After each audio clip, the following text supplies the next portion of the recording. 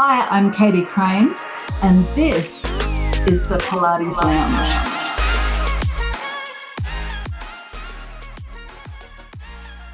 Hi everyone, my name's Katie Crane. I am the Pilates professional. Welcome to another episode of the Pilates Lounge Podcast.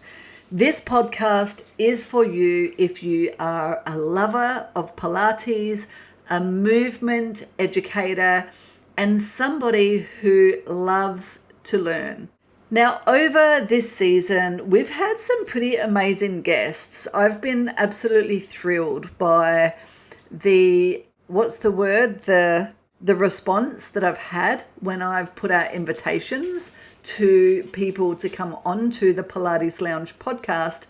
And I've had some people reach out to me personally and ask if they could come on to the show, which I think is a testament to the work that we have been producing here at the Pilates Lounge podcast.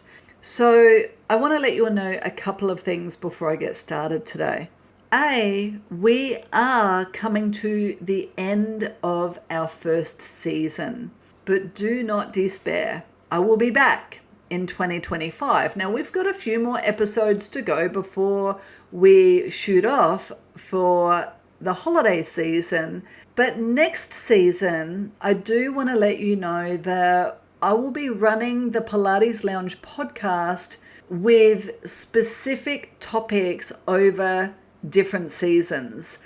So if you have a subject or a topic that you would love to learn more about, because a lot of next season does have guest appearances, and I know that we've had some amazing guests on already. Well, you're going to be blown away by next season.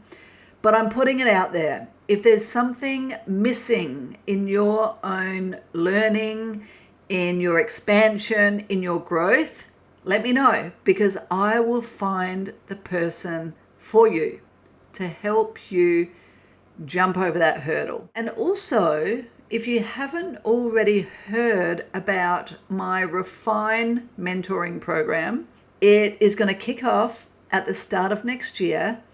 And I am taking early applications are open for my Refine mentoring program, which is a program that runs over a few months, and we dive deep into some of our most popular topics that we have had here on the Pilates Lounge podcast, and some subjects that I believe that are absolutely key for you to grow to the next level of your profession as a Pilates instructor. So if you are keen to learn more about the Refine mentoring program, jump onto the website and check out the information page, or you could even DM me or comment on any of my posts, either at the Pilates Lounge podcast on Instagram, or of course at the Pilates Professional, which is me. So today's episode is partly based on one of these topics that we dive deep into in the Refine mentoring program.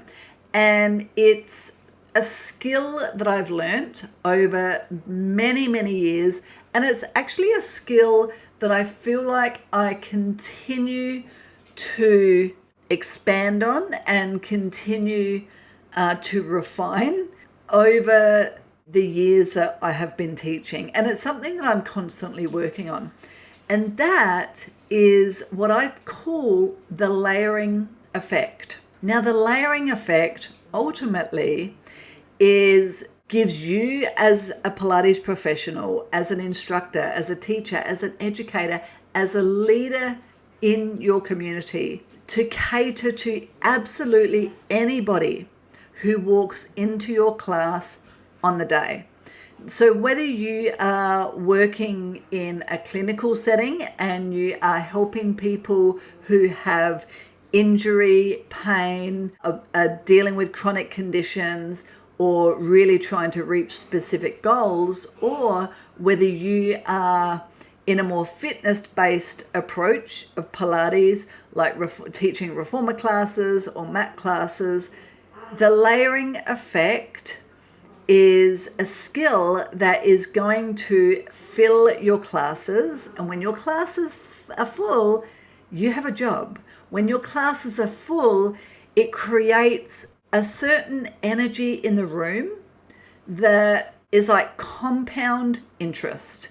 You know, like when you're teaching a class, there's only 3 or 4 people in the class. It's a completely different experience to when you have somebody on every single bed.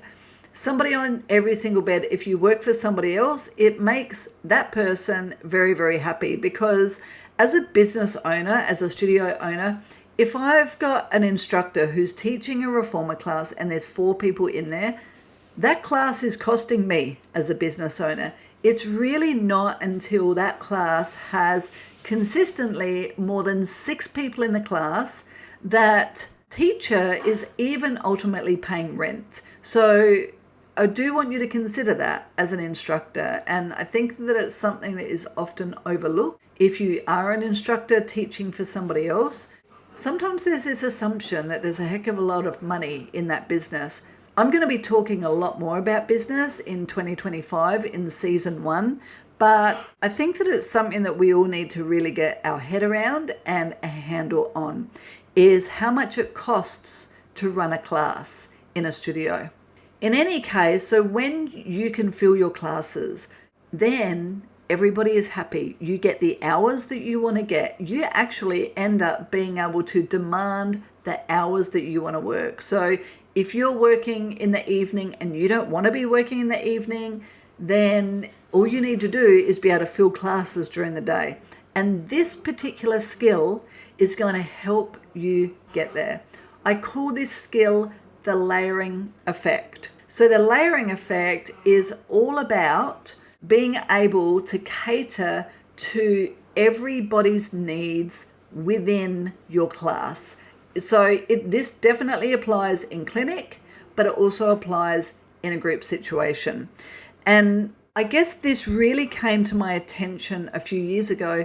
I had an instructor working for me at the time, beautiful girl. She had every great intention of being an amazing instructor, but she just never developed the skill to really nail the layering effect.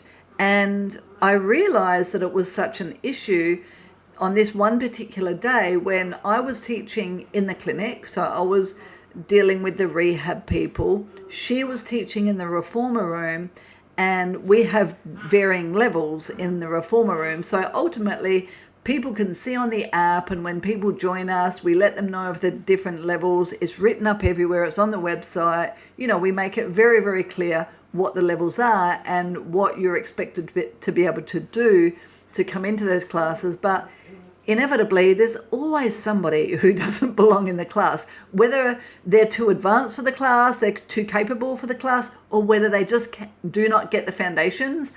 There's always somebody.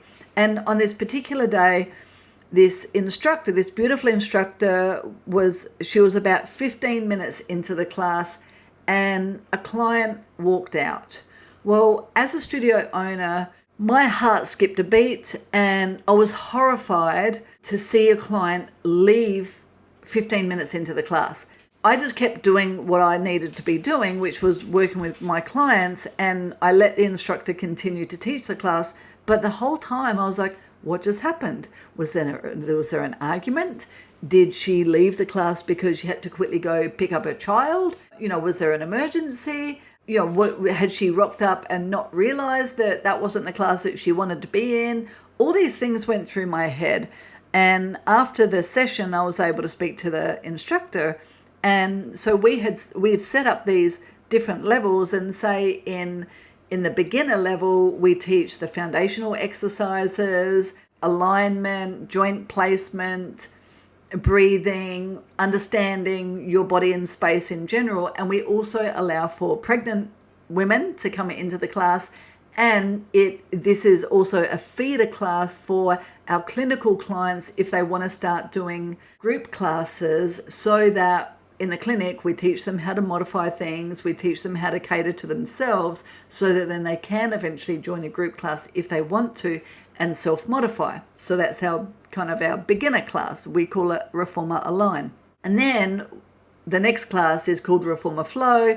There's an assumption that you've been to enough Align classes, that you understand good joint placement, you understand all the fundamentals, you're breathing well, you're connecting with your body well. We add on full body integrations, more balance challenges. We up the tempo a little bit and much more coordination.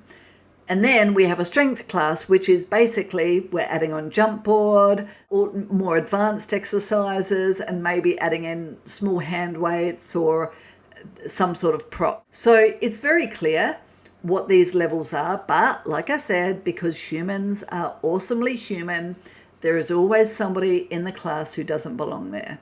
Well, when that client walked out and I wondered what was happening, by the time I got to have a talk to the instructor, she had followed those levels down to a T, which sometimes is a good thing, but she had actually asked the client to leave. She told the client that they were in the wrong class, that this was not suitable for them. They had to rebook in at another time, come to a different class. Now, as a business owner, this is a travesty. The chances of that client never coming back are very high. The chances of that client letting her friends know that she had a poor experience in our studio is very high. The chances of that client remembering that experience for a long, long time, even if they've had many, many amazing experiences before that, is very, very high. So it's so important that we have the ability as Pilates professionals to be able to cater to the unexpected in a class. Now, my staff member, that instructor, bless her cotton socks, she understood what each level was. There was no doubt about it. But she became like the Pilates class Nazi. You weren't allowed in that class unless you're at that level. But to me, that wasn't a personality trait of hers. It was a lack of skill. And so it takes practice, it takes confidence, it takes understanding the repertoire very well, but it really does take a certain level of skill to be able to cater to these clients in the moment when you may be surprised. And it takes even more skill to not look surprised, to just kind of take it on the chin, smile, nod, keep going, no problem, which is ultimately what we need to be able to do as an instructor. So it turns out that this particular client was pregnant. She came to the flow class. It's not a pregnancy class. So the instructor told her, no, sorry, you can't be in this class. You need to book in again and come to the Align class. Now, while we have those levels in place so that people are not out of their depth, so that they feel capable, but also so that clients can progress, those levels are not in concrete. They're not set in stone. We need to be pliable, and we need to be movable, and we need to be capable as instructors. So what should have happened, and believe me, we had a staff in training after this incident, because I took that on my shoulders. That's my problem. I'm the one who set the levels. I'm the one who keeps banging on to the instructors about how important it is that people are coming to the right level. Well, I had just assumed as the studio owner that everybody saw things how I see things. And don't worry, if you're a studio owner, you will have these epiphanies over the years, and you will learn these lessons many, many times before they really stick. That just because we understand something, or just because we see things a certain way, we can never assume that all of our staff are seeing the same picture. We have to be so clear with our expectations so that our staff can really focus on catering to the individuals in the class in the moment. So what should have happened is that client should have been welcomed into the class the same as everybody. And then the instructor should have used her skill level as an instructor for teaching to be able to modify anything within the class specifically for that client. Now, if you struggle with doing that, if somebody comes into the class and they've got something going on that is going to be contradictory to so many exercises that you had planned to do for the class, it's very simple. Change the repertoire. Just a quick little interruption to say a big thank you to listening to the Pilates Lounge podcast. This podcast is all about sharing our love of movement and Pilates with as many people as possible. So if you're enjoying the show, please take a moment to review us so that we can get the word out there. Also, if you haven't joined us on the Pilates Muse newsletter, it's a bi-weekly newsletter that shares a whole load of information with you. And we also have virtual online education programs. So if you're looking to get inspired and grow even more as a Pilates professional, check us out, www.thepilatesprofessional.com.au. Back to the show. So when we teach people how to teach Pilates, this is how I do it. As far as, say, let's take pregnancy as an example. If somebody rocks up who's pregnant, especially if I haven't worked with their body and say like they're really showing, so it's very obvious that they're pregnant, so they're probably at that stage where some modifications are being offered, then I just teach the entire class to pregnancy. Nobody else knows. The pregnant woman is very happy because you have catered to her changing body's needs, and she can feel that because you're not doing things like laying on your belly on the long box in prone doing pulling strap. You're not doing things like teaser. So she's aware that you've catered to her and she loves you for that. She's going to be a lifelong fan to you, of you. But the rest of the clients actually don't know. That's the beauty of knowing how to teach well, is I could teach advanced clients a pregnancy class and they would never know because I use this layering effect. So let's, for example, take something like quadruped. You've got your hands on the foot pad and your knees on the carriage. You're in a 4-point kneeling position. You can keep your hands and your knees on the carriage and push the knees out and in, feeling those transverse abdominals work, really thinking of the body shape. The next level, if you want to layer it, you could invite people to hover their knees off, continue to do the same movement. Some people are hovering their knees off and some people are leaving their knees down. And the next layer, you could invite people to push all the way out to a plank. Some people are still having their knees down. Pregnant women might still be having her knees on their bed. The next level of person is practicing hovering their knees off. The next level of person is pushing out to a plank and coming back down. And then you could offer, if you're in the plank position, could you take one foot off of the carriage and do almost like a single leg elephant stance, but you're in a plank position.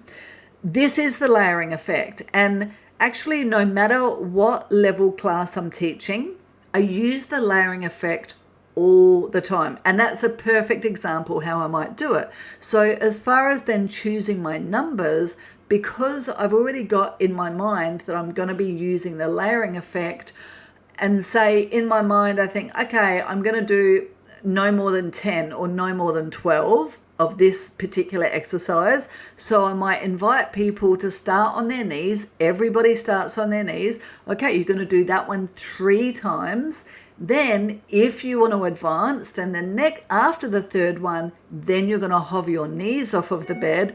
I continue to cue, and the cues are appropriate pretty much for both people still, only I'm letting the people know with their knees off the bed how they need to change it. And then I invite them, so now everybody's up to 6, whether their knees are off the bed or on the bed. Then I invite them, if you want to add on to that, the next 3 you could push out to a plank, or if you're not ready to push out to a plank, you're either going to stay with the knees hovering, Or if you've had your knees down and you want to practice knees hovering, you're welcome. So either you can go up a level, you could go down a level, and then, of course, the third one. So see, I've taught exactly the same exercise. I've taught it enough times or for enough reps for people to opt to either level up or level down, and everybody is getting the same experience, rather than if I taught straight away going into a plank position. I can already see that half the class, at least half the class, are hanging out with their elbows hyperextending, they're dropping their hips down too low, they're hanging in between their shoulder blades. You can see that they've got wrist issues, they're not happy on their hands. So, but there's so much going on in the plank position that it's almost too late for me to help people improve the movement. Whereas if I use the layering effect, then I can start everybody on the same level. The people that want to advance get to do that. And believe me, by the time they get to number 12, whether or not they've gone all the way to the plank or not, they're working. Don't worry about that. But they're working well in a way that they are maintaining good movement principles. And remember, that's what we're all about in Pilates, is control, precision, coordination, awareness, all of those things about moving mindfully. We can't lose them just because we're in a plank position or just because we're in an advanced body shape. We must be able to maintain good body form. And, you know, you could do that. I mean, there are so many exercises that we could do that I could think of right now. It's a beautiful way to teach. It's a beautiful way to maintain integrity, and it prevents people from, I guess, like following the racehorse. Do you ever see that in a class when you're teaching a class and there's always somebody in the class who does all of the advanced work and they do everything much quicker than the other people? When we layer the exercises, it keeps you in control of the class, rather than letting the racehorse lead the class. And that will happen. If you let that happen, it's very hard to bring the class back down from there. Whereas if you layer the class, you almost get to decide who in the class is going to advance, and you can guide who in the class you can see needs to stick at the last exercise, because you can talk about things like, if you're not ready for it, I want you to honor your body.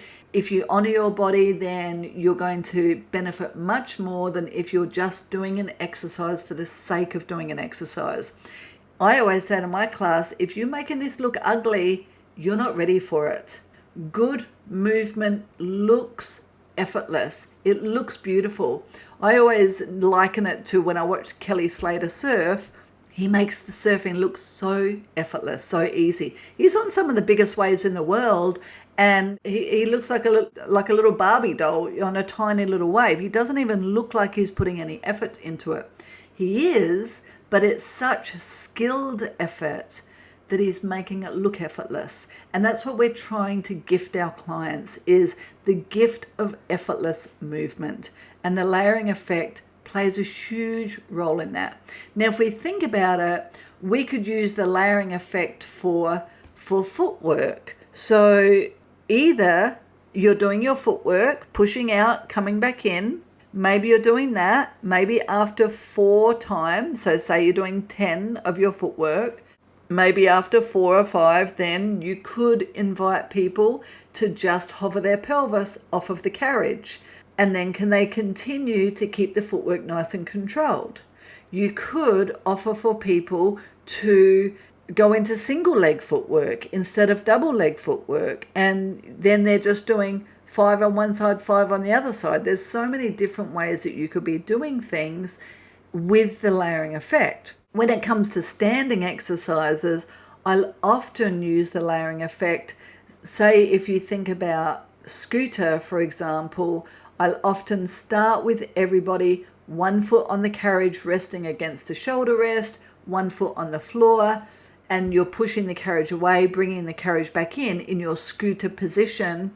After 4 times, you could opt to hover one heel off of the floor, or hover your heel off the floor that you're standing on, after a few times you could opt to bring your hands behind your head and rotate towards the leg that you're standing on, or something like that. So again, it's that layering effect, giving people options to move on, but also giving people permission to stay back, to master the work, to get better at what it is that they're doing, to really feel into their body. Because I definitely feel like in the movement world, in the fitness world, people can be so hard on themselves. We can be so hard on ourselves. There's this expectation of us being capable, of being able to do everything, of never giving up, of never saying no, of never saying I've had enough. But Pilates teaches us how to listen to our body. It teaches us to say, no, I've had enough. It teaches us to listen to the whispers that the outside world doesn't let us listen to, because the outside world is so noisy. The layering effect will have a profound effect on your teaching, but also on your client's ability to progress.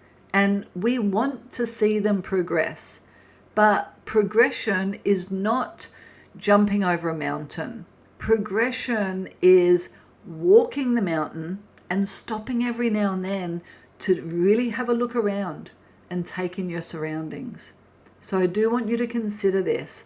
When we are catering to anybody of any level in any situation when it comes to teaching, consider the layering effect as the best way to be able to advance them within the exercise, within that one class, but also within the classes that they are continuing to come to. So then that the layering effect applies. I always assume that a client is with me for at least 2 years. I've got 2 years with them. So when somebody asks me, how long is this going to take? How long am I going to need to do Pilates for the magic to happen? Because we're such a fast food world that people actually try and trick themselves into believing that there's going to be a shortcut. But we know there is no shortcut in Pilates. And if you take a shortcut, then you're probably not benefiting from what that exercise can actually offer, from what that experience can actually have in store for you. So the layering effect applies to the continuum of that client coming to your classes. So while I might be doing this week, maybe I'm doing normal footwork with the bottom on the carriage, but I'm anticipating that over the next 6 weeks, or within the next 6 weeks, we're going to start to play around with floating the pelvis off of the carriage. We're going to play around with single leg. We're going to play around with pulses. We're going to play around with all these things, but we're never going to jump straight to that. The layering effect is so important for you as an instructor, but most importantly, for your clients to be able to learn and honor their body where they are today. I do hope that this information has helped you. I know that it has helped many of our students, because we teach the layering effect as part of our teacher training program now, because we see how important it is. And this is a topic that we dive deep into in my Refine mentoring program. So like I said, if you want to learn more, if you really want to refine your skills and you want to grow and you want to be a Pilates professional, not just a Pilates instructor, but you want to be seen as a professional in this field, of which we need more professionals, we need more Pilates professionals, then the Refine mentoring program may just be what you're looking for. I don't know, but I would say check it out by all means. I've got one more favor for you, my friends. So you could check that out on the website, www.thepilatesprofessional.com.au. But I do have one more thing to ask you. Please, will you review this podcast? It only takes a moment. We have over 10,000 downloads on the podcast now, which absolutely astounds me. It means that this is needed. People want this. People are thirsty to learn, and I'm loving sharing these experiences with you. So please jump onto Apple Podcasts and review the show so that more people can enjoy these episodes and these topics. And remember, if there's a topic that you want to learn more about, sing out. I am all ears. This whole program is all for you. Thanks so much for joining me. My name's Katie Crane. I am the Pilates professional. Goodbye for now.